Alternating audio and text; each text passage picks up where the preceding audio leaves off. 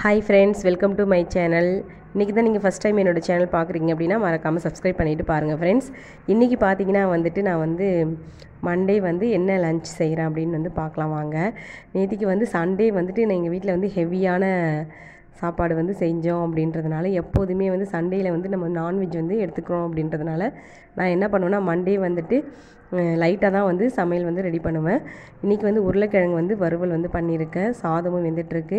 இன்றைக்கி என்னென்னா ரசம் தான் வைக்கிறேன். நல்லா மிளகு ரசம் வச்சுருக்கேன். நீங்கள் ரசம் வைக்கும் போது அதில் கருவேப்பிலை கொத்தமல்லியோட புதினாவும் சேர்த்து போட்டிங்கன்னா டேஸ்ட் வேறு லெவலில் இருக்கும் ஃப்ரெண்ட்ஸ். ட்ரை பண்ணி பாருங்கள்.